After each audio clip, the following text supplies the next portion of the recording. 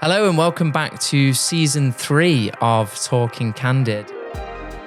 Digital PR always interests me as an industry because you've got like your traditional PR, which I guess in my career anyway, I've been more exposed to. And then you've got your digital PR, which seems like this kind of new, more exciting way of work. I might be wrong about that. Tell me otherwise, but... There's quite a lot of conversation, I guess, in the industry at the moment about whether we just need to scrap the whole digital, because ultimately it is PR at the end of the day. And you've got the same goal, ultimately, like you're trying to drive your brand and put them in front of the consumer. I know there's a lot of conversation at the moment around how important is university for young people to get into creative industries. For me, like drive and willingness to learn is so much more important than whether you've got a degree in a certain industry or not. I think more needs to be done as well. 100%. Because it's so hard even just to get your foot in the door as an exec. You've talked really openly about your late ADHD diagnosis. So I wasn't fully aware of what ADHD is. It has been a journey, I will definitely say that. I've always struggled, like I've always felt different. And it was difficult to pinpoint what it was that I felt was different, but I knew that the way I responded to things wasn't the way that kind of my peers responded to things. It's taught me a lot about myself, so I definitely feel like it is something worth celebrating. Hello and welcome back to season 3 of Talking Candid, and we're welcoming some new faces on this season. So co-hosting with me is Amelia Evans, our digital PR manager, or senior digital PR manager. So welcome to the podcast, Amelia. Thank you, I'm very excited to be here. And we're joined by Meg today. So thank you so much for coming on the podcast. It's really appreciated. My pleasure. The first person on this season, so no pressure.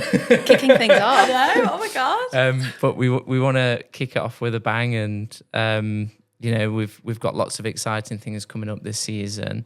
Would you be able to introduce yourself and tell us who you are and what you do, and we can jump into some questions. So I'm Meg. I am currently a senior campaign specialist at an agency called Journey Further, where I had the pleasure of working with the wonderful Amelia for a couple of years.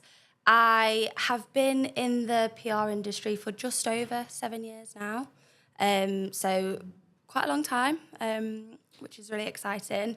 And my kind of the main thing that I do like day in, day out is specialise in campaigns. So across that kind of like PR space, I will work on the kind of bigger activations or kind of bigger data pieces or whatever that might be from like an end-to-end perspective. So starting with ideation, which is something that I love and I'm very passionate about. And then also moving through to kind of campaign development and then execution as well. Excellent. Great. Great creative mind. Oh. Digital PR always interests me as an industry because I always get confused between the two because you've got like your traditional PR, which I guess in my career anyway, I've been more exposed to. Yeah. And then you've got your digital PR, which seems like this kind of new, more exciting way of work. I might be wrong about that. Tell me otherwise, but... Well, there's quite a lot of conversation, I guess, in the industry at the moment about whether we just need to scrap the whole digital element of digital PR, because ultimately it is PR at the end of the day. And you've got the same goal, ultimately. Like, you're trying to drive your brand and put them in front of the consumer. So I feel like the difference between the traditional and the digital, a lot of the time is just falling on like the different tactics that you use. And to a extent, like the KPIs that kind of like you track, but ultimately, like your overarching goal remains the same a lot of the time. And the lines are becoming more and more blurred, and the tactics that we use to promote the brands, I guess. Yeah. We borrow from each other all the time. Sharing is caring, isn't it? So, yeah. How did you, out of curiosity, how did you get into this industry? Like, if you've got 7 years of experience, take me to the beginning. I'll take you back to the beginning. So I did a journalism degree, which is kind of like, I guess, where my love for telling a story started. I actually really wanted to be like Louis Theroux. Like, genuinely, I just used to watch Louis Theroux and be like, I want to do what he does. So ended up doing a journalism degree. I was actually, going a bit further back, going to go to drama school. That was like my original plan, which I'm sure will kind of come out as I talk more and more. It makes a lot of sense for me. I've got I've got a flair for the theatrical, I would say, and sometimes the dramatic. So that was originally the plan. Decided that wasn't for me. The industry was a little bit too cutthroat. I feel like I'm too much of an empath to be able to like go down that route. I couldn't step on my friends for an audition or something like that. I just don't think I'd be very good at it. I think I'd cry about it a lot. So I ended up doing a journalism degree at Leeds Beckett, and I've been in Leeds for like the past 10 years, fell in love with the city, stayed there ever since. But what I guess the main takeaway for me doing a journalism degree was I didn't want to be a journalist. Yeah. That, again, there was a few modules that I feel like I did that I was just like, I couldn't do this in the real world. Like, I just don't think I'd be very good at it. But I loved still being able to, like, tell a story. So I was like, and we did kind of touched on PR as part of, like, a journalism degree. I feel like there's a lot of similarities kind of between the two. So then I was like, okay, I'm going to set myself a challenge after uni. I didn't want to move back. I'm originally from Nottingham. I didn't want to move back there. So I was like, I will set myself a challenge to get a job in PR. I had, like, 2 weeks to do it. Like from when I was like moving out of my uni house. So I had 2 weeks to get a job and get a flat. Genuinely don't know how I managed to pull it off within that time, but I did. And then started as, my first role was a junior PR and content exec. Yeah. An agency called Blue Claw, which is like kind of like a smaller agency based in Leeds. And then it just kind of like snowballed from there, I guess. Yeah. And do you feel like, because you talk about like sort of the start of your journey there and your journalism degree, I know there's a lot of conversation at the moment around, you know, how important is university for young people to get into creative industries. Yeah. Do you feel like it was, you know, really important for you to do that to kind of get a leg up in this career? Or do you feel like these days it's easier than ever for younger people to, you know, get an entry-level job in, say, digital PR if they've got a bit of creativity and they've got what it takes to kind of learn on the job? I feel like maybe back when I entered the industry, it was spoken about a little bit more. So I would have been asked, do you have a degree? If so, what is it in? Whereas I feel like now, for me, like if I was like acting as like a hiring manager, for me, like drive and willingness to learn is so much more important than whether you've got a degree in a certain industry or not. Because yes, it can give you like, you know, knowledge in certain areas, but a lot of the stuff that you learn isn't necessarily linked to what you've done in your degree. It's learning like, you know, how to be part of a team. It's learning like how that particular industry works. It's learning how to like speak to clients. It's learning all of those things which I didn't learn in a journalism degree. Like I learned a lot of like theory and I learned like how to be a journalist. But even then it's not like for like the same thing when you end up going to do it. So Yeah. I would say it's maybe less of a thing now and probably somewhat easier for people to get a job without that kind of degree. But equally, I think it's going to vary probably like case by case because there's still jobs that you see out there now, like, you know, when you're like scrolling on LinkedIn and it'll say like degree required, like degree or similar. So I think people are still asking for it, but I think are maybe less likely for it to be a blocker. Yeah, I think more needs to be done as well to provide entry-level ways into the industry. 100%. Because it's so hard even just to get your foot in the door as an exec. The opportunities are internships, they might be unpaid. Yeah. It's just not accessible Also, for so many people. It's not viable for everybody to go to university. Like, people have different needs. Like, not everybody is going to be able to go to university and thrive there. Yeah. So we need to be able to better support individuals where that's not their natural path because it shouldn't be the only route to then start building your career. Yeah. I mean, like I started my career doing an apprenticeship. I'm not sure like if now they do apprenticeships in digital PR or if it's even something that is heavily advertised anymore. But that could potentially be a good route to that kind of thing because it gives an opportunity for you to like kind of learn on the job. And I think you do get a qualification at the end of it. Like I certainly did. But the thing is with marketing and digital PR, they move so quickly that by the time you've kind of studied it at university or college or even in an apprenticeship, you know, where they're doing courses, they're using like a mix of like very old and some new tactics, but then you go out there in the world and they're like, everything's changed.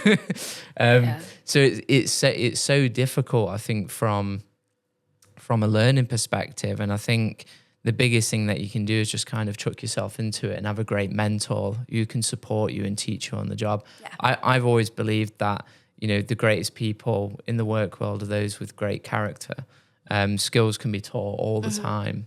And persistence will beat talent every time, in my opinion. Yeah. And if you can find those people to then have the facility to train them up, I think you have some really great people at the end of it. Yeah, I agree. So, I always joke that part of me, like, don't get me wrong, I am very good at what I do, but I am also a personality hire. And like, I know that about myself, and like, you just have to use it to your advantage, because like, that is a great thing, like having those people like within the business that are, you know, either chatty or bubbly or outgoing or like always willing to like, you'll know, like go and make people a cup of tea or like greet someone at the door when they've like just arrived or like whatever that might be. Like they're really, really important people to have like in your business. Especially as part of an agency. Like ultimately we serve clients. Yeah. So I feel like that always helps as well. Yeah. Yeah. So I've been lucky enough to work with you for quite a while. Well, not now, previously. But you've talked really openly about your late ADHD diagnosis, and I was hoping we could talk a bit more about that today and about your journey to getting that, and I guess how that has impacted you in the workplace. Yeah. So yeah, if you wouldn't mind sharing, of course, how you came to get that diagnosis. So I mean, it has been a journey. I will definitely say that. I am 2 years in now, actually 2 years tomorrow, since I officially got my diagnosis. Congratulations. Thank you so much. Do you say that? Yeah, you do actually, because although it's been a journey of like ups and downs, like it's taught me a lot about myself. So I definitely feel like it is something worth celebrating. Especially when it's something that so many people like at the moment are struggling to get. So yeah, I'm all for kind of like celebrating it. I started my journey, I guess, like to going down that route of diagnosis. It'll be around 2.5, a little bit over like 2.5 years ago. And it was actually, so I wasn't fully aware of what ADHD is. My perception of it was the kind of perception that a lot of people have, unfortunately, which is very much like it affects mainly boys, and it's kind of like the boy in the class at school that's being disruptive. Like that was my understanding of it, because when I grew up in school, that was the only like version of it that you ever really saw, and it was the only version of it that you ever really spoke about. So I didn't have a great understanding of it. Definitely not the understanding that like I have and what a lot of people have now. But I've always struggled, like I've always felt different, and it was difficult to pinpoint what it was that I felt was different, but I knew that the way I responded to things wasn't the way that kind of my peers responded to things. And then I had a couple of people actually around a similar time come to me and say, have you ever thought about looking into like ADHD? And I was like, no, like not really, like I didn't know a whole lot about it. And they were like, one of them has ADHD themselves, and that was like a colleague that I was working with at the time. And then also the other one was a really, really close friend of mine. Her partner has it, and basically she was noticing things in me that like her partner experiences. So I was like, all right, okay. So I started looking into it, and there's kind of a bit of a lighthearted like joke within the like neurodivergent community that like people who don't have ADHD won't spend time researching and thinking they have ADHD, because it's kind of part of the hyperfixation side of things. So I went down a rabbit hole, and I was like, just kind of entered into this world of, wow, like that is me to a T. Like there was so many things that I was reading and looking into and looking at other creators who have like lived experience. And I just kept being like, okay, yep, that's me, that's me, that's me, that's me. Like, and it was quite overwhelming, to be honest. So I then went to speak to my GP about it because I was like, I need to kind of see about getting a diagnosis and kind of like see just also if like somebody within that space actually is seeing that within me and it's not just me thinking it. I kind of needed that like validation to an extent. So had an appointment and kind of spoke to the GP all about my symptoms. And I had this thing where I didn't want to be the one to mention it. Like, I didn't want to be the one to say like, do you think like I need an ADHD assessment? I kind of wanted to speak about it and see if they brought it up. Because again, it kind of came back to that, the words just escaped me, validation of me just not like bringing it to the table and then thinking, oh, well, they've just said it because like I've said it. So I spoke to the GP about it and they could clearly see like I was struggling. Like I was struggling at work. I was struggling in kind of other areas of my life, like finances, like relationships. Like it has an impact on a lot of different things. And they were like, yeah, I think you need an assessment. And then it kind of went from there. I was really fortunate in my experience because when it got to the point of me being referred, I knew at that point that I was going to be starting a new job in a few months. And the process that I went through, that classed as like extenuating circumstances because obviously starting a new job and being in a new environment and kind of going through that diagnosis process and maybe not having an answer yet is quite challenging because you don't know really how to enter that space.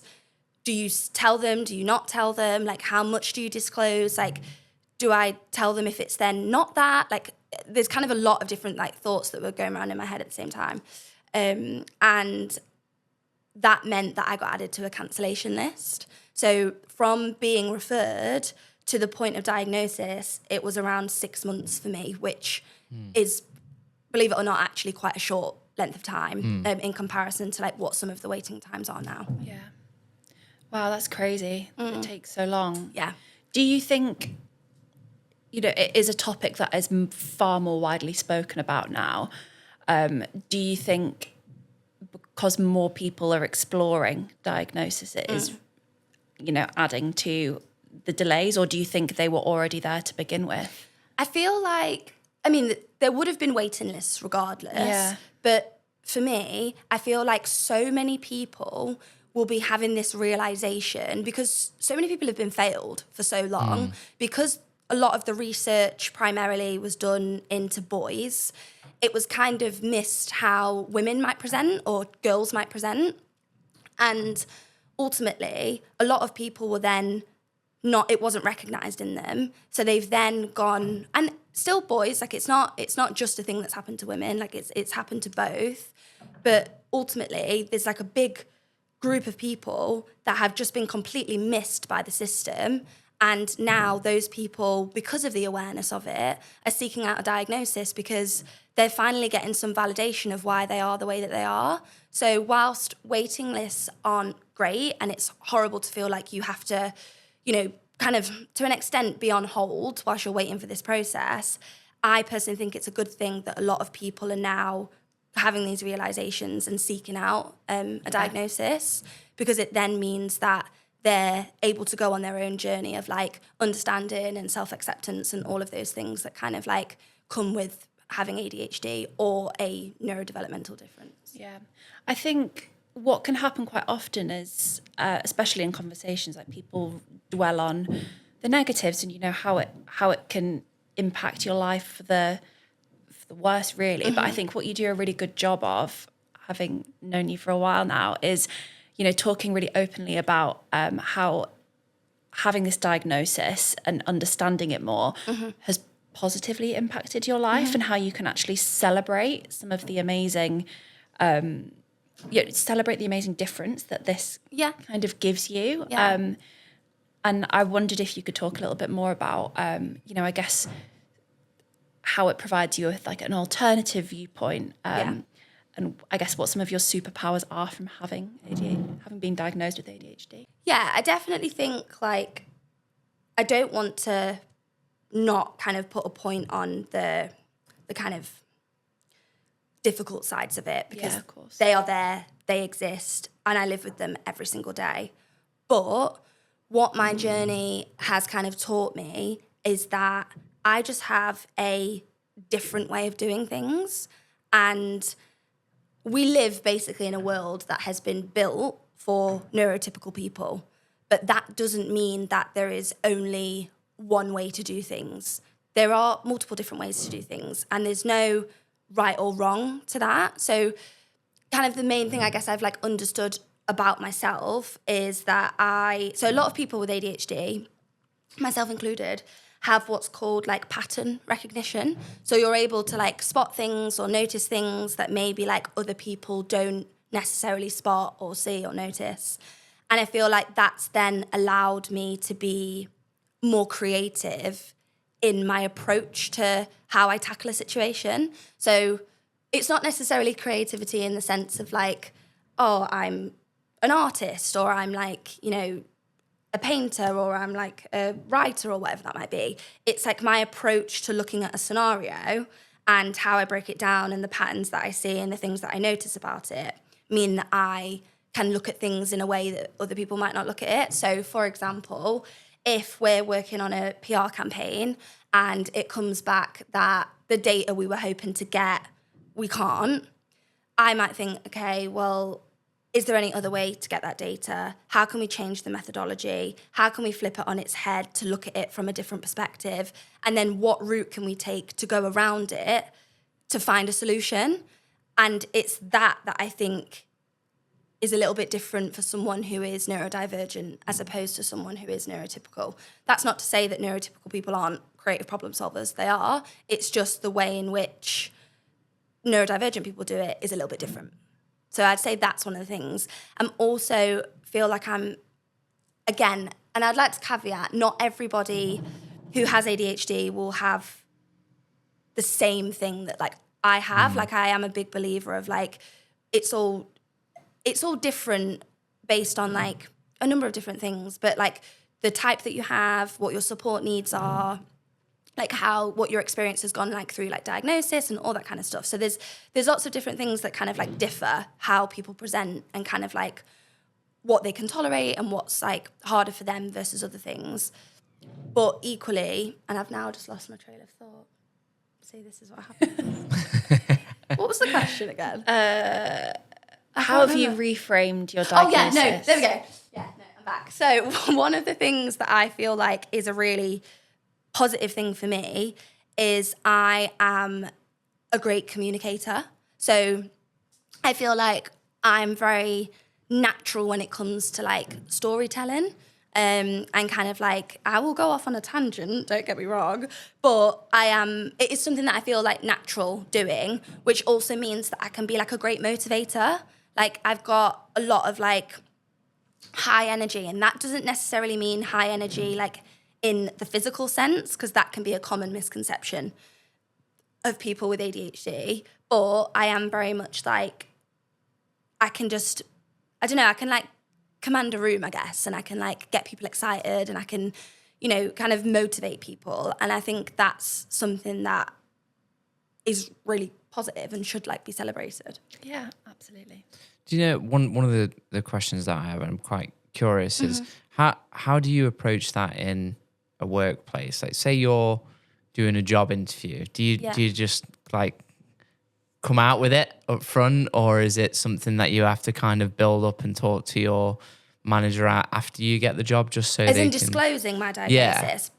So I mean, the only experience that I've had with it since being diagnosed is talking about it after the fact. So for example, when I was hiring, like going through the hiring process at Journey Further, I didn't disclose it because I hadn't been diagnosed yet. So I was like, I don't want to kind of disclose it and talk about it if it ends up being that I'm not ADHD and it comes back through the kind of process that I've gone through that isn't what I'm experiencing. Because there was I didn't know. Like I didn't go into that process thinking I'm definitely going to be diagnosed, because I wasn't 100% sure. So I basically started my new job, and it was something that I disclosed pretty early on. Mainly because I was at the start of that process and I knew I was about to go on a big journey of like self-discovery. I was also a big believer of like, I want to be open about it because I want to help break down the stigmas that surround it. And that is not what everyone's experience is going to be. Like some people won't necessarily want to disclose it, or it might be something that takes them longer to do. But I am just in life in general, I am somebody that's always been very open. Like I have experienced a lot of grief in my life. That's also something I'm very open about and I talk about a lot, again, because I feel like it breaks down the stigmas. I've just got very much like a strong sense of like wanting to like make change for people. And I feel like the best way for me to do that is to share my experience. But that will not be the same for everybody because I also know that there's like a level of privilege that I have in being who I am. And so how I'm perceived will be different to how somebody else in a minority group might be perceived. And I need to speak like for myself, but also for the people that are kind of going through that experience who don't feel as comfortable to do so. Yeah. Does that answer your question? Yeah, and that's really respectable, and I think that's what I was curious to understand is like, is there like existing stigmatisms against it? There is, and I would say like, especially if you're a young person, and these things are being talked about a little bit more. When I was in my early 20s or just leaving school, actually, I've never heard of it. Yeah. Before. Yeah. I didn't know what it was. Like the only number of things that you were aware of were like learning difficulties and like Down syndrome and things like that. And that was fine. I understood all of that. But with ADHD and then anxiety, it's like they're all like new things to me. And I always like consider like, how do people approach this in the workplace? And I guess it depends on who you work for and who you interview 100%. for, because I've been at companies where it's so cutthroat. And, and you've got some companies that haven't grown up, they're not mature. There's a lot of industries like construction where you'll just get taken the piss out of and just bothered about it, and they can get away with it because it's not like on a construction site. You've got HR managers sat in their office ready to give someone a disciplinary. So it's definitely a case by case thing, and what like the individual feels comfortable in sharing. But there's also the kind of like accessibility side of things. So if you're someone with ADHD that has higher support needs, or just somebody that wants accommodations to be made for them, which you're well within your right to do, to an extent you have to disclose it in order to be able to get those accommodations made for you. So there is kind of that side of things as well. But again, people will be less likely to want to do that if they feel like their workplace isn't open and isn't as accommodating. I have been really fortunate. Like my manager, when I told her, was like really empathetic towards me. Like she wanted to kind of understand. She wanted to do what she could to like go away and learn about it and see, the different ways that means that I will need to be managed. And also we've got a very good kind of people team that also kind of are really open and care about, their people and accessibility and kind of like diversity, inclusion, all of those things that are really important and have always been. It's just unfortunately they're not in some industries and some businesses. Yeah. What do you think are some of the most important ways workplaces can accommodate people who are neurodiverse? I would say the main thing is just showing empathy and understanding and listening. And that sounds really like straightforward, but that's stuff that a lot of the time will be overlooked. It's that kind of like, if people don't have an understanding, they may be more dismissive, and people aren't necessarily like asking you to have all of the answers right there and then, but it's just showing that you're willing to learn and you're willing to take feedback on board and that you're willing to kind of like be open to different ways of working. Flexibility is a big one as well. We've seen like throughout the pandemic that we don't live in an age where you have to be at your desk like 9 till 5. It's just not the modern way of doing things. And it's also not the way in which a lot of people with ADHD will work. Like you have to, like for me, I need that flexibility. I need to know that I can, if I'm, you know, having a bit of a difficulty, like starting a task, which happens a lot, or I'm going through a little bit of, like I'm spiraling a little bit because like something has triggered me. Like I need to know that I can come away from my desk, take half an hour, take 45 minutes, whatever it is that I need to get myself like in a better mindset and feel like I can then come back. Whereas a lot of places, like they're not as open, or they're not as like willing to do that. And obviously it's not something that's always like feasible, but there needs to be a level of like flexibility to an extent to accommodate your neurodivergent employees. Yeah. Looking back before your diagnosis, have you ever reflected on a time where you feel like you were treated unfairly due to the way that you are? And how has that impacted you? That's a very good question. I feel like there's nothing specific that springs to mind, but I do feel like our industry, workplaces, pre-COVID weren't built and still aren't to an extent for neurodivergent ways of working. Like, for example, I find it really difficult to stay in one place for a long time, like as in like sat in one place for a long time. And you could have a meeting that's 2 hours long with no break. That's a really difficult environment for me because it affects my ability to focus. I will want to get up and I'll want to like walk around. I might want to go get a cup of tea. Like I might need to like think about something else for a second. Like there's quite a few things within that environment that I could find like uncomfortable or even like overstimulating. Like lights, for example, like can be quite difficult for me. Like they can affect like my like processing. So smells as well is another one, like in an office. Like, so, like, you know, like she's the just person... listen off everything in this room. Yeah.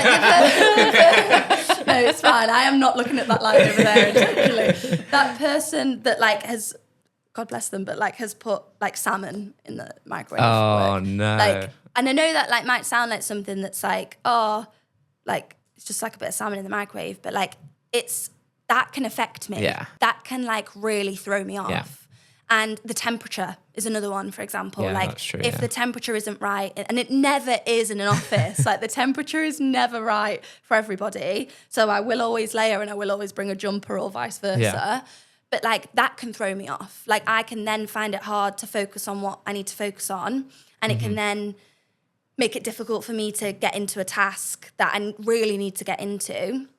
So I feel like an office in general is not particularly built for people that are neurodivergent. Yeah. And then that means that you're already on like the back foot. You've already like, the second you've walked in the door, there's already something that is making your job harder to do than it is someone that's neurotypical. And so in that respect, I've had a lot of struggles in that regard. Now I'm a lot more aware and have like the understanding of like why I am the way that I am.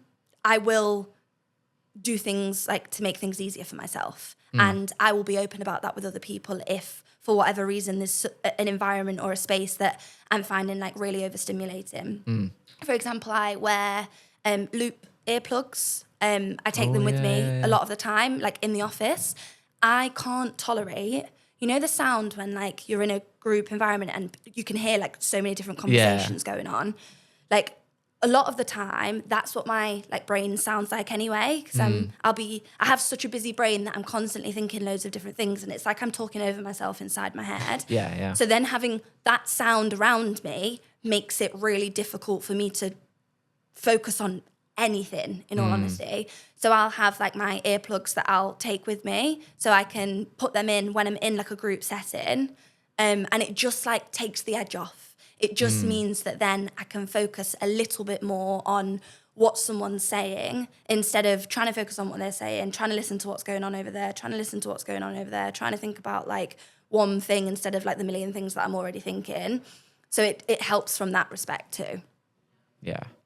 Love loop earplugs, by Yeah, the way. they're great. They're so good. And can I just say that we need to ban fish being microwaved in the office. Like, it's just no one should do it. Don't get me wrong, I like I like salmon, but it's just like in that environment, it's just it's not great. Bring sea bass instead. It's got less of a smell. Yeah. Just think no fish. It's up there with no fish.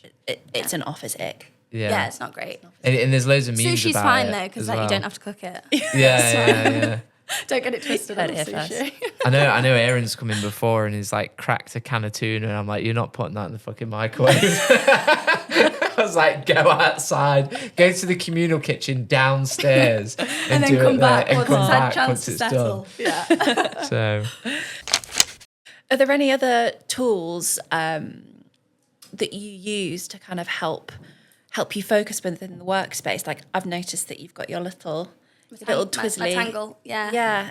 I take this into a lot of places with me. Whenever I'm doing something like this, if I've got like a client meeting or like a big group meeting, or I just need something to help like keep my like hands occupied, I will use this. This is literally like my favourite thing ever.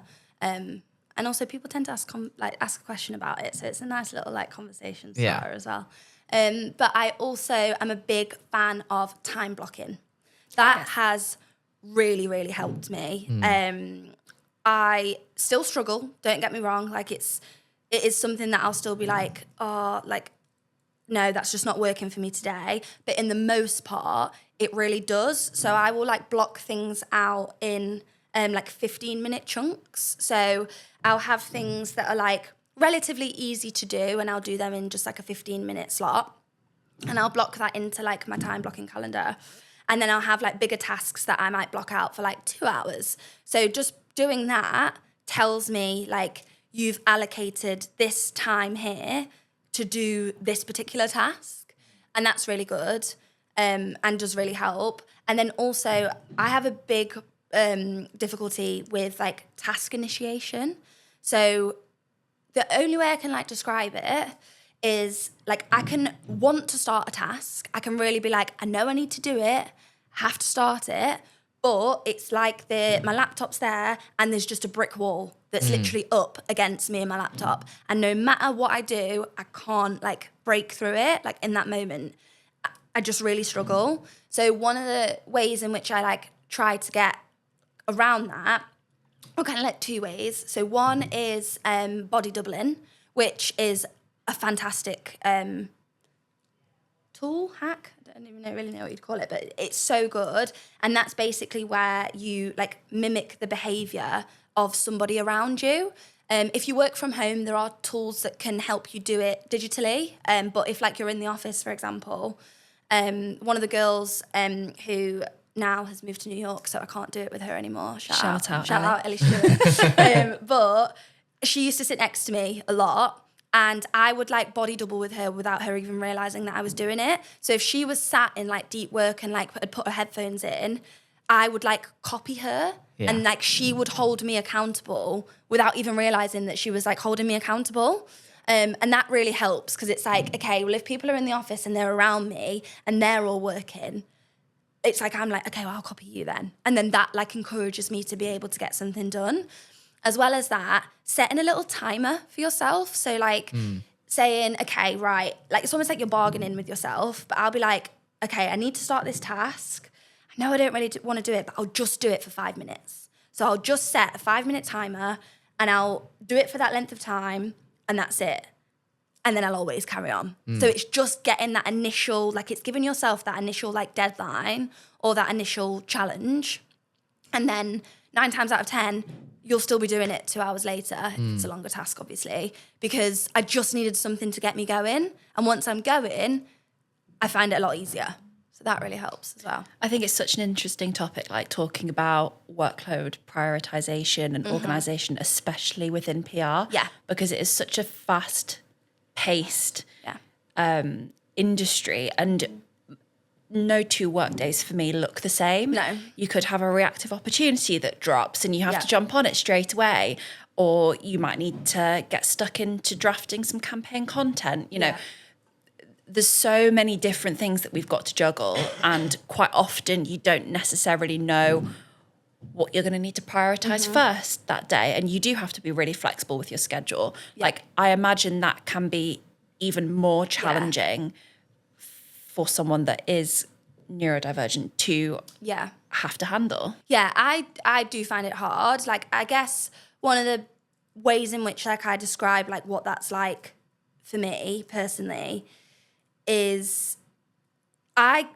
so a lot of people with ADHD have, or I don't know what the technical stats are, but like most, if not all, have what is called an interest-based nervous system. So that basically means that there needs to be like certain things present within a scenario to make it easier for you to do. So, for example, there needs to be a deadline, or there needs to be novelty, or there needs to be a challenge, like those kind of things that kind of give you something that then makes it easier for you to get it done, because those things will release dopamine, which then means, yeah, okay, I want to do this task. So something like a reactive opportunity, I would probably be fine with, because I know that I've got a deadline that I need to work towards. Yeah. So I'm like, okay, there's a reactive opportunity that's come in, and this isn't usually what I do within my current role, but I have experience with it. So I need to pull together the comment, then I need to get the client to sign it off, and I need to get it back to the journalist within 3 hours. I've got a deadline, I'm going to get it done. And chances are I'm going to get it done really quick because I have that.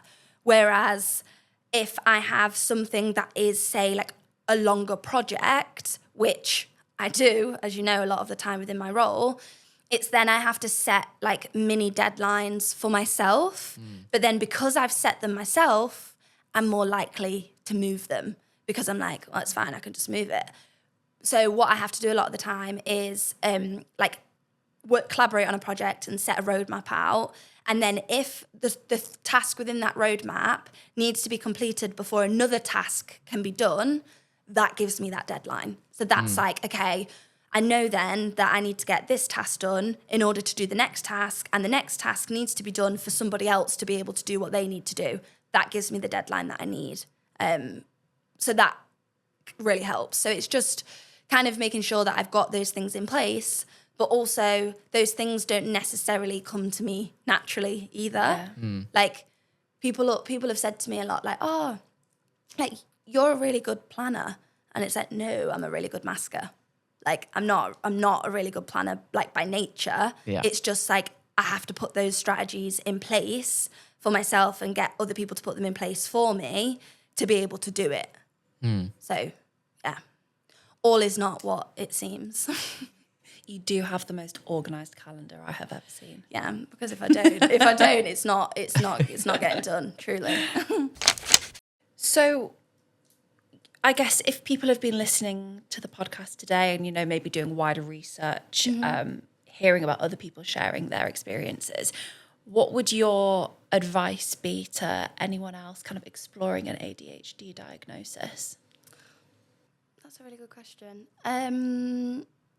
I think the thing that it always comes back to for me, and what I would want to either remind people of or let them know if it's something where they're right at the start of their journey, is try not to get wrapped up in the language. Like personally, I don't like the word deficit, like because it makes people feel, and it's made me feel like I am lacking or I am less of something. And that's the name of the difference that we have. Like it's literally in the name. And actually, you're not lacking anything. You just have a different way of thinking. And I think it's bringing it back to that and letting people know that, or reminding them of it if like it's something that they've forgotten or they're like not as familiar with, and just letting that be what like motivates you. Like I kind of said it before, but you know, there's more than one way of doing things. You don't have to do something just because it's the neurotypical way of doing it. Find your own way to do it and show people why that way works for you, you know, and champion that way. Like that's probably the best piece of advice I could give. Nice. And is there anyone out there, whether that is a colleague or, you know, an influencer or someone who has also talked openly about their experience. Is there anyone in particular that jumps to mind that has kind of inspired you? Yeah, straight away, Ellie Middleton. She is a creator who really champions neurodivergent ways of thinking and kind of neurodevelopmental differences. So she was diagnosed with both ADHD and autism kind of later on in her life. And she is fantastic. Like the way that she kind of is really open about the kind of stigmas that surround like both of those differences. And she really just champions like different ways of thinking and encourages people to just love themselves exactly as they are. Like, and she's fantastic. She's written 2 books as well. The first one was so good. It's called Unmasked. I would recommend anybody to read it if they haven't. And then the second one, I've not read yet personally. It came out recently, but it's on my to be read list. And that I believe is called How to Be You, which is more kind of like ways in which you can kind of like make changes. Whereas the first book was more so about understanding. So yeah, that's on my list. But if it's anything like the first one, then I'm sure it'll be fantastic. Nice. I'm going to have to read it. Yeah. I'd recommend. You know what? It is quite difficult to get the language right because, like you said, like you don't want to make it sound like it's a negative, you know, or you've got, you know, this awful affliction because it isn't. It's just a difference. Like but unfortunately with that difference comes a lot of challenges. Yeah. Because society is built a certain way that hasn't been open to those challenges and still has a long way to go. So and everybody has their preferences to the language that they like to use. Some people don't like to use the word condition. Some people don't mind using the word condition. Like it's such a personal thing. So like I will call it a neurodevelopmental difference, which is what Ellie Middleton calls it in her book. And I feel like that's like the best way to describe it. Yeah. But equally, if somebody said the word condition or disorder, I'm not personally like offended by it. I just see that as kind of, I guess, the medical way that it's explained. Whereas like the neurodevelopmental difference feels more of like a personal lived experience way of explaining it. I'm so conscious of getting the language right because I would never want to offend anyone. Yeah. So yeah, no, it's really interesting hearing. What do you think some of like the biggest challenges that you've had in your life, like both, you know, pre-diagnosis and post-diagnosis that you've been through that, again, you might look back on and think, damn, that was a hard time? I have what's called emotional dysregulation. So essentially, I am not able to regulate my emotions in the way that maybe a neurotypical person would be able to. So that shows up in a lot of different ways. But I guess to like give some examples, I cry every day. I'm not actually joking. I cry every single day. And it's not necessarily because I am sad. Yeah. Because a lot of the time it'll be like an advert or a TikTok video or something, a story that someone's told me, or somebody I know has gone through something, so I'm like crying for them, or out of frustration or anger. But I cry pretty much every day. And then I feel like going through life, I've always been referred to as someone that's like sensitive or emotional or dramatic or kind of, and it's said in a way that has like, in my experience, has had like negative connotations. And I don't feel like it's a bad thing to feel in touch with your emotions by any means. But what I find hard is I don't have the ability to like control them. So I can be in a situation where I say, I don't know, I could be in like a professional situation. Actually, I was recently, last week before, I'm working on a campaign that I can't talk about at the moment because it's like top secret.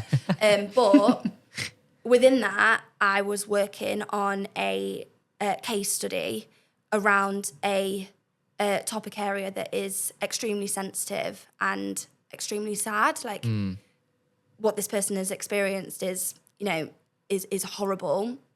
And I was sat at work writing a press release and I was in floods of tears because I was literally like, oh my God, like what this person has, gone through is awful. And obviously it's quote unquote typical to feel upset by that, but I don't have the ability to control what comes out as a result. Like, I don't want to sit in the office crying, like, because then people are going to be like, oh my God, is Meg okay? Like, what's wrong? And then people are going to be like, is something the matter? Like, and then that word travels, and then like before you know it, everyone's talking about how he was crying in the office. Yeah. Like, and that just feels a bit like, oh, I don't really want people to like be thinking that. But then equally, it can also affect like my relationships because I can be quite snappy. So like my initial reaction to things can come across in not the way that like I want it to come across. So if, I don't know, say somebody said something to me and my initial reaction is like, no, I don't agree with that. That's like, and I present in a way that's like, I've, what people would say, overreacted to something. But to me, it doesn't feel like an overreaction. Like it is just my like natural response to that particular thing.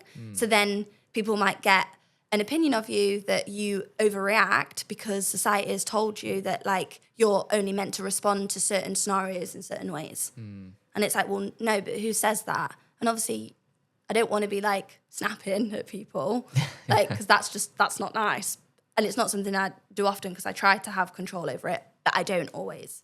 So there's things like that I find really difficult. I also have what's known as RSD, which is rejection sensitive dysphoria.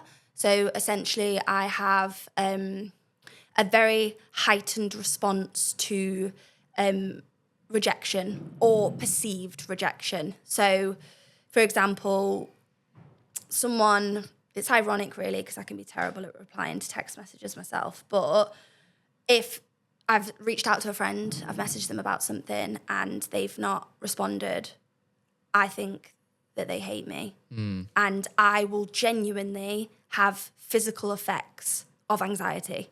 Like I'll get anxious, I'll start to shake, my stomach will be in knots, like I'll be pacing, I'll be like genuinely worried that person doesn't like me anymore. When there's no real reason as to why they would be, but that is just my response. That's how my brain is,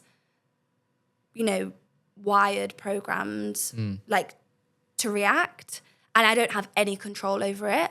It's also like if somebody says to me at work, have you got 5 minutes on Friday to chat through something? And I'll be like, great, I'm getting sacked. Yeah. Like I'm going to get fired.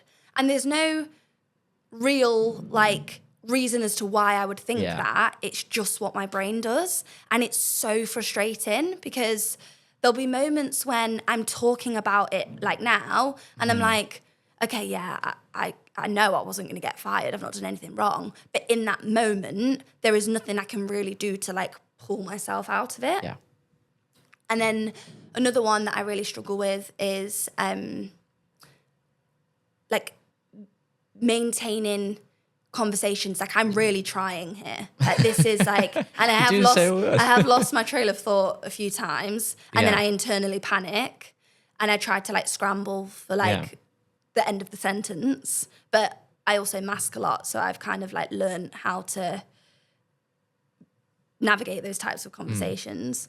But that happens both like personally and professionally. So I can be having a conversation with like a friend and maybe like they're really like trying to tell me something important or opening up to me or whatever that might be. And I just completely switch off. And it's not because I want to switch off. It's just because I don't have like the control of my attention. So where they say, for example, like attention deficit, it's not that we can't pay attention. that's like a stigma that surrounds ADHD, that, you know, people with ADHD just can't pay attention. No, it's not that. It's that I can't regulate what I pay attention to.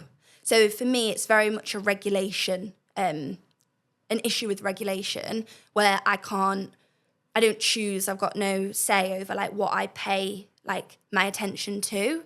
So that could be a really like serious conversation, and then I've switched off, and the person I'm speaking to might think I'm being rude, or they might think that I'm not interested, and it's not that at all. I just don't have control over it. And that same thing can happen in meetings at work or like client meetings, where I could literally be pitching an idea to a client and I have completely lost my trail of thought, or I'm not able to pay attention to what it is that they're saying because we've not had a break in 45 minutes and I'm struggling to kind of keep in touch with what it is that they're saying. And that's really hard. And I struggle with that like a lot. Yeah. It's actually really surprising to me that like as humans, like we kind of all think, oh, we all have the same brain, we all have the same capabilities, but we are so different. And each, you know, we're all different, you know, in work, outside of work. And we did an exercise at Candid Sky, and I think this was like a year and a half ago, where we had a relatively small group of us, I believe it was like 5 or 6 staff. And we had someone who showed us what our personality type was. Yeah, I've done this before. And is it the like red, blue, yellow, green? Yeah, exactly. Yeah. And it was like we had these sessions with her where we would talk about like our experiences and like what upset us. It was almost like therapy, right? And she would kind of advise us like, well, this is what your personality is and this is why you do certain things in the workplace. And then like we all started to like share between us like what our personality type was and like how we're different. And then I started to, things I got frustrated at from a colleague or you know, whatever, I would be like, actually, they're only like that because it's their personality. Yeah. It's not because they're being a dick. There was some people would talk to me and they would respond in a certain way, and it sound like they're like shouting or being rude, but actually they didn't mean to do it that way. Yeah. That's just the way they are. Yeah. And so like when you start to learn about these things and get educated on them, you start to like understand it a bit more and go, well, actually I'm different in this way and that's fine. And you're different in that way and that's fine. Yeah. We just need to like appreciate each other. Yeah, and just find a way to like work together. So like you're both being heard and you're both like being listened to.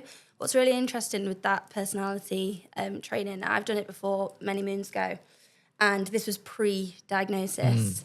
And I look back on it now and it's so interesting to me, the response that I had after I did it, because everybody else was expecting me to be the yellow personality type, which is like really like outgoing, like present yourself in like a certain way. Like you don't look to like struggle, you don't have any like difficulties, you like find it really easy to speak to people, like all these things. I can't remember the ins and outs of it. And I was actually a completely different colour. Like, and I was the yellow that I had, like, because they kind of weight them, was it was literally like a tiny amount. And everyone was like, why are you not a yellow?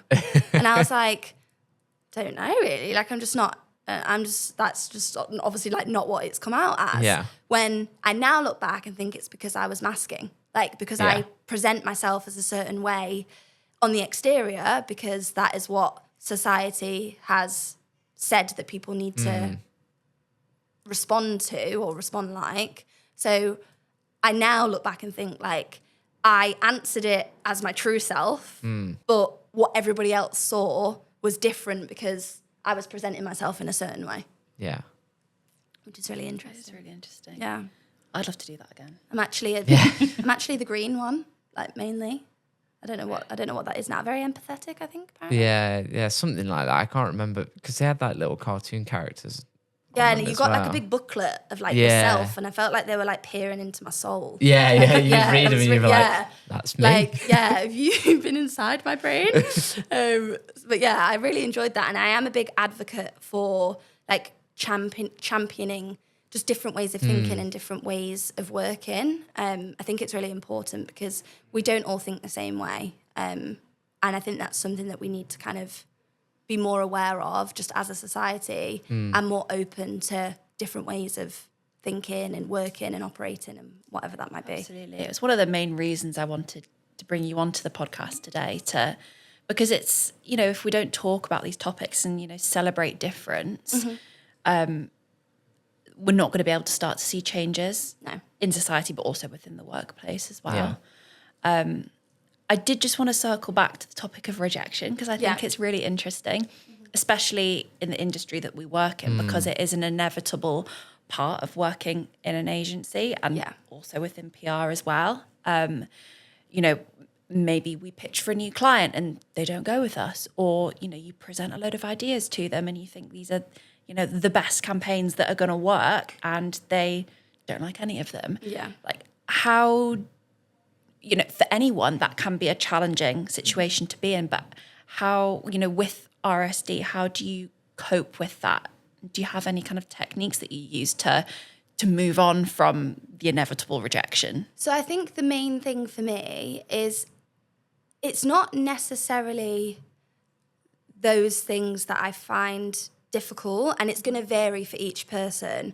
The things for me that I find difficult is the things that I can tie back to myself. So, for example, if I'm at work and there's a meeting that I'm in with somebody else and maybe a client or, whatever it might be, and then 2 days later, somebody at work comes to me and says, oh, I want to speak to you about that meeting we had the other day.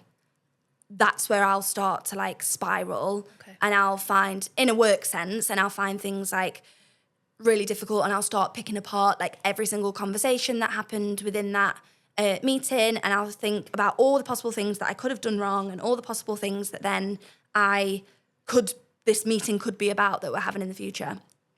And that's where I will then worry, because I know that I was one of the big players, I guess, within that setting, and also the person that's coming to speak to me about it is coming to me.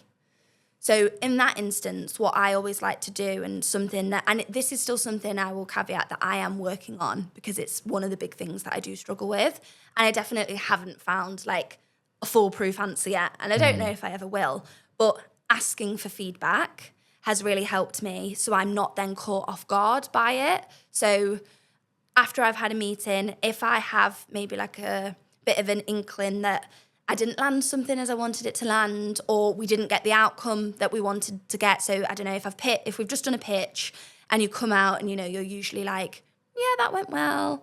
Not sure how well that went. I will ask whoever else was in that meeting for feedback. How do you think I presented in that meeting? Is there any learnings that you'd want me to take away from it? So then I'm in control of it. I've asked for it.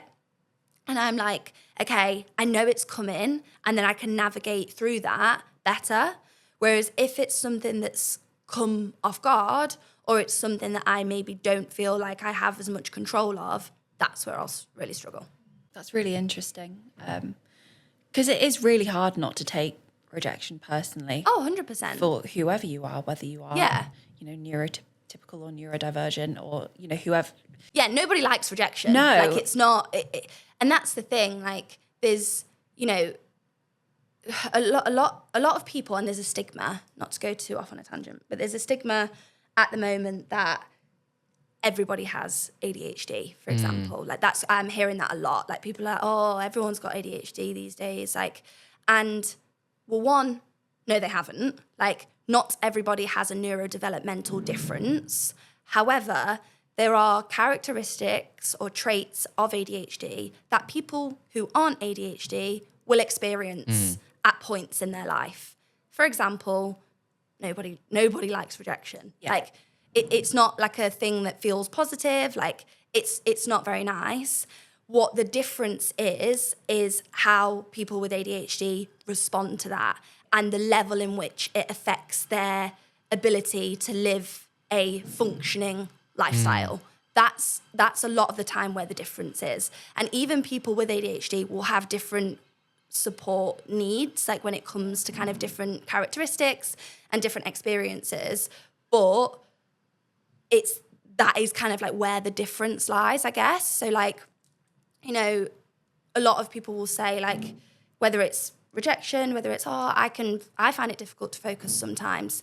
Yeah, of course. Like, a lot of people are going to find it difficult to focus, but it's the extent that you find that difficult and the impact it has on multiple areas of your life, whether that's working life, whether it's relationships, whether it's finances. Like, there's, multiple different areas that people with ADHD struggle in, and that's kind of like where it differs from like a neurodivergent person to a neurotypical person. Yeah, it can be a really damaging narrative, that is going around, that everyone's seeking out a diagnosis, because it devalues almost And it's those that... not everybody's seeking it out. Like, it's just the people that feel like they're relating to a lot of the stuff that they're seeing, and the people that have been missed and the people that have been failed. Like, when something is being spoken about more and to the extent that it is, then obviously more people are going to be coming forward and seeking out a diagnosis, because we've not been having these conversations before.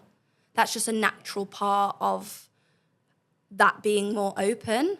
So to me, it's not a surprising thing. And I think it's a good thing if people are feeling like that's something that they're resonating with. And finally, especially late diagnosed people who have finally have answers that they've not had for however long in their lives. Yeah.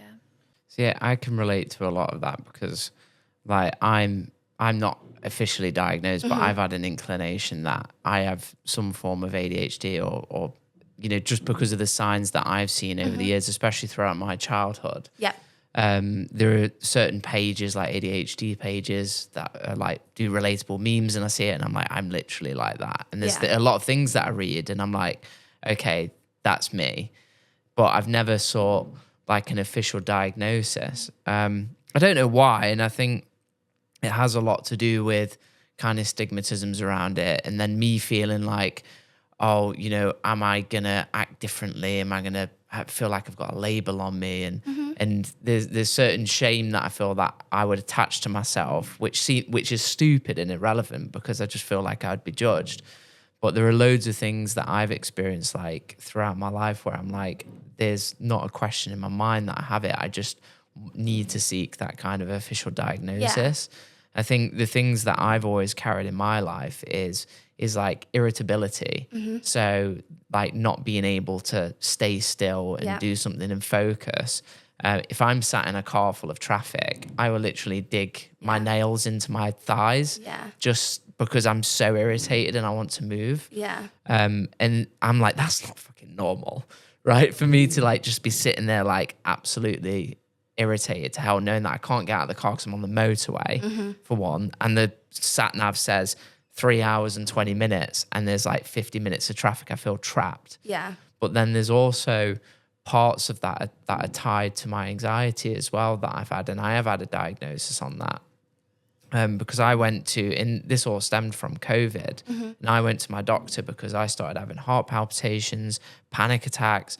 Like I couldn't even go to Tesco because every time I would queue up outside, remember the green light, red light, I would have a panic attack and I can't do it.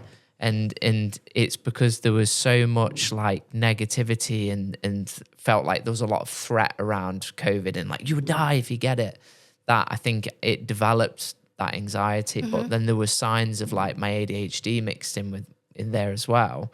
And so when I went to see a doctor about the heart palpitations, and all that I told him was that I've got heart palpitations, I want to make sure that I haven't got anything wrong with my heart. So he gave me an ECG and he sat me down and he was like, ECG's fine. He was like, been through this exact process. He was like, what's going on? And so I sat down with him and he was like asking me a load of questions. He was like, what happens when this happens? And he was like, tell me a little bit more about your experiences. And he turned around and he said, I think you've got anxiety. And he went, so I'm going to prescribe you on beta blockers. So that was one of the things that he gave me. But then he also said, I think you should seek out an official ADHD diagnosis because a lot of what you're saying is relatable to that type of condition.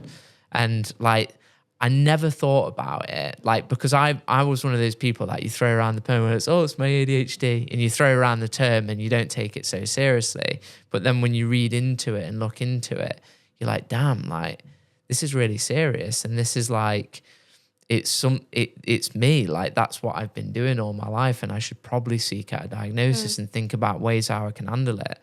It's like in school, never on time to anything. I had this time dystopia where I'd be like, okay, well, I need to be somewhere for 10:30. So it's going to take me 30 minutes to get ready. And I rationalize this in my head. Yeah. I'm like, it's going to take me 30 minutes to get showered and ready and get my clothes on. And then it'll take me 30 minutes to drive there. So I'll get there for 10:20. Perfect. Never works out like that. Never does. And there's things like that, like, and it happens here at work, like where I will just be late to things sometimes. Sometimes I might be earlier because I'm too worried about being late. So that's my issue, is a lot of the time you see people with ADHD who have like poor time management. They say. I like almost go the other way because I'm so worried about being late, and I'm so aware of like the rejection that I would feel if people thought I'm early to everything. Like, and that's because I've instilled it into myself that like, no, you can't ever be late. Like, obviously, because society tells you shouldn't be late. It's rude. Like, it's not a good thing to be late to things. So then I've gone like the other way, and I like put so much pressure and stress on myself to be everywhere ridiculously early. Yeah. So it's like, I've gone the other way. It's the same with me. It's like either that, like really early, or the extreme of being like a little bit late or really late. Yeah. And with my school, I think in my last years, year 10 and year 11, at the end of the year, because we did a prom thing, and certain people got invited to prom, certain people didn't because they only had so much room at the venue. And I was told that I couldn't go because my attendance was 33%. And I was like, what? Like, surely not. And it's because, for one, I was always late to school, so I never checked in when we did the 9 a.m. or whatever it was, check in with our tutor. And two, there were certain days that I just didn't go to school at all because I was that late that it was embarrassing to come in late. Because I would also get told off by the teachers, like, why are you late? Parents, like, gave up at that point. They were like, you get them out of bed. Do you know what I mean? And it wasn't a case of laziness. I was awake, but I would lay in bed and I'd be trapped, like under the sheets of like, I know I need to get out of bed, but I physically, and I didn't have iPhones then, I physically couldn't get out of bed. But so it'll often be referred to in this different kind of terminology as like ADHD paralysis. Yeah. So like, you want to do something and you need to get whatever it is done, but no matter how much you try, you're just not going to do it, like, because you can't. You feel like paralyzed, you feel blocked, you feel whatever it is. There's something there that is limiting your ability to do what it is that, like, you want to do. It's just like your brain and your body is just like, no, like, that's not going to happen. Yeah. For whatever reason that might be. But I was like, what I now know, like, from, kind of researching and looking into things, is there were so many signs in me when I was at school that I have ADHD, and nobody saw them because they were never looking for ADHD in girls, really. Yeah. So, like, there's so many things I just used to get from teachers all the time, like, she just doesn't listen. Like, you're talking to her, and she could be really good if she just, like, applied herself and listened. The amount of times I used to get moved for talking because Megan's distracting the other children in the class. So, like, she needs to move. And the same reoccurring themes would come up at parents' evening every single time, that I'm not listening, I'm talking, I'm distracting other kids. Like, I need to just, like, apply myself better, all of those things. And then I also did well in the subjects that I liked and didn't do very well in the subjects that I didn't like. So for me, like, art and drama, I did really well. I could express myself. Like, I felt like I had something to, like, channel myself into, and English to an extent. But then the subjects that I really didn't like, I didn't do very well in because I found it hard to focus, or I couldn't apply myself, or things were, like, going in one ear and effectively, like, out the other. And that was, like, the maths, like, science, like, and I really struggled in that respect, but nobody noticed it. Yeah. But now I'm like, the signs were there. It's nobody was looking for them. I'm literally exactly the same. Like I got words from my teachers all the time on my parents saying that he needs to apply himself more, he needs to listen more, he needs to like attend and turn up on time, all these things all the time. Like I ended up leaving school with like no grades, like literally nothing, because the last 2 years of my school I'd barely attended. Yeah, that happens to a lot of people. And I was so frightened of going to school because I was studying things that for one I didn't give a shit about. Yeah. Like the only things that I cared about at that time was like making movies and media. Yeah. But I didn't get to study that because unfortunately I just picked the wrong thing. When I was in year 9, I was like, oh, I'll study science. I hate science. Yeah, I did the same thing. I picked like triple science, and I was like, why have literally I picked this? what I did. Like, why? And then I really struggled. Yeah. Like, because it just wasn't something that I was like naturally like very good at. So I didn't do well. And then I found it really hard to like revise. Like I would try, but I just can't retain information. Like my working memory isn't very good. Like, and that is similar for a lot of people with ADHD. Like, so I was trying, but just then it would come to like the exam and there was just like nothing there.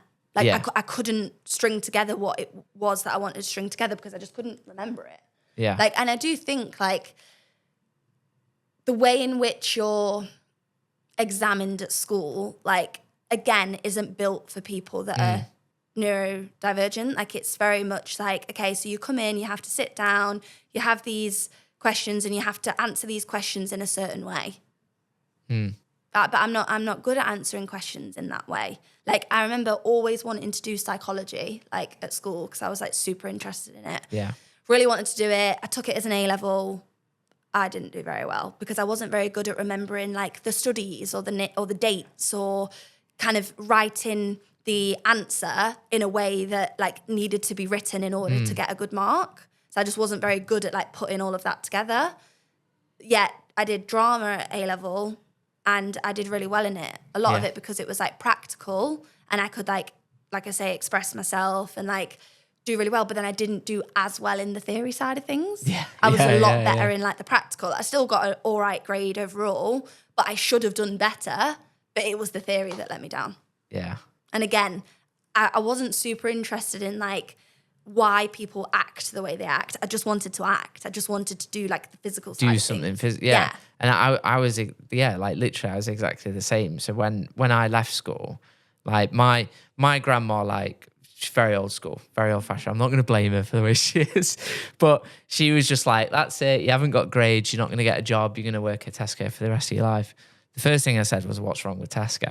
Right. And then the second thing I was like, well, actually I want to make films and you don't necessarily need grades for that. Yeah. And I went to Derby College and again, like barely nothing except from my functional maths and English, which were a bit more practical and less theoretical and all this other crap that you have to learn that you don't apply in real life.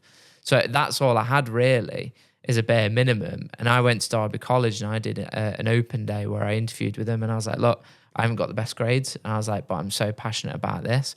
And I was like, this is a film I made in my free time. I was like, I want you to watch this and think, would I be the right type of student that would fit in here, even though I don't have the grades that fit your criteria? And they gave me a chance and they said, look, come on board. You know, we think you'll do really well. And I ended up getting a distinction star, like at the end of it. Theoretical stuff was a lot harder, like you say. But like for me, picking up something and making something with it creatively just like got my brain turning in the right direction. Yeah. And then like when you would sit there and like write things, if it was something if I was writing about the film I made, I'd be like, yeah, I can get on with it and get really passionate.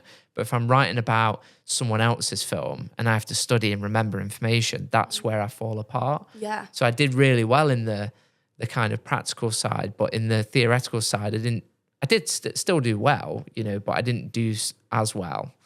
But I ended up still getting the grade and points that I needed. Yeah, but that was the same with me at university. Like I went to university and I got a first. And like that was because I'd chosen a degree that interested me, that I liked, that had a lot of like physical elements to it. And if you look back, I'm sure at like the different modules that I did, if I had a list of them, I could probably tell you the ones that I didn't do as well in. And it would have been the ones that were very theory based and the ones where I had to do more like exams, like I'm not very good in exams, I know that. Whereas if you put me on like the practical days, so we used to do like mock news days, and we would be, I'd be like the editor of a newsroom, for example, and I would get a first in that. Because again, it was something that like I really liked doing. Yeah. It wasn't something where I necessarily had to rely on like the theory of what I've learned. I could just put into practice how I would want to be in that situation. And then I did well in that. So it's interesting that there's like a lot of similarities, like, and you kind of suspect, that is like something that you've been dealing with. What would your advice to be to someone like me then, who kind of sees all the signs, but has been, because admittedly I'm quite afraid to go and get an official diagnosis, just because I don't, like, there are things that I want validating 100%, but there are also things that I'm like, wow, will this change me as a person, and will it be a change for good? Will I use it as an excuse in the future, like just to get out of things? Because like in my past, when I'm late to things, like it happened early on in my career when I was like being late to work all the time, I'd just get sacked from positions. I went through a 4-year period where I'd just turn up late, and it's like 5 minutes. It's not like it's 2 hours. It's like 5 minutes, 10 minutes, 15 minutes. And I'd get let go because of it. And I thought, fuck it, I'm just going to give up. And like, I can't work because I'm trying my hardest to get up on time and go to work, but I physically cannot get the timings right. And then like I said to you, the other side of it is that I'd turn up to work at like 7:30. I'm supposed to be there by 9. And they're like, oh, you're in early. And then I'd be expected to work. And early on in my career, that was such a struggle for me, until like I heard about flexible working and working from home, and like people being accommodating. I never knew it existed until I kind of moved to Manchester. So like what would your advice be to someone like who thinks they have ADHD and they see all the signs, and would you advise them to get diagnosed? Would you advise them to do like what? I think you have to, there's not like a one-size-fits-all response to that question. I think you have to figure out what is going to bring you the greater benefit. Because there's pros and cons to either side, and it is a very, very personal thing. So a lot of the time, for example, and just one of the reasons, but why people will want to get an official diagnosis is for the medication side of things. You're not going to be able to have that support without an official diagnosis. Same for certain accessibility schemes, like access to work. I don't 100% know if you need a official diagnosis for that, but my guess would be that you might do, or it's highly likely that you would, to get access to certain levels of support that is offered. So if that's something that you feel like is going to bring you great benefit and something that you feel like you need, then that would be a route that you would want to go down. But equally, if it's just that you feel like you kind of know that is what you have, and you actually just wanted someone to give you that validation, but you think that the official diagnosis would hinder you more than it would benefit you, then you maybe don't necessarily want to go down that route, because self-diagnosis is still valid and it is still enough. It just depends what you want your outcome to be. And it is a very, very personal thing. And it's not going to be, if you do decide to go down that route, it's not an easy journey by any means. Like, there's definitely parts of it that you find like, oh my God, yeah, like that's I'm really glad I've done that. But then other parts that you find really difficult and you find tricky. It's just a very personal journey. I feel like that was not the best answer, but No, it was a really good answer. I feel like for me it would benefit in like at least validating what I think I have to what I actually have, if that makes sense. Yeah. And so when there are certain things that I do, especially with friends and family or even colleagues, that they at least understand that I do those things for a reason, and I can't always control it. Yeah. That's always been very difficult for me, because like I've had people who I've been close to or lived with or spent a lot of time with, and they're like, you're so fucking annoying. Why do you do that? Like, why do you always like leave late or leave too early or whatever it may be? Or like, why are you so fidgety? Why are you running around the room? Like, why can't you sit still? Like those things, I just wish if like I didn't have to go, oh, well, I think, I just can't, it's just me. I think I've got ADHD. And they're like, oh, well, you probably haven't.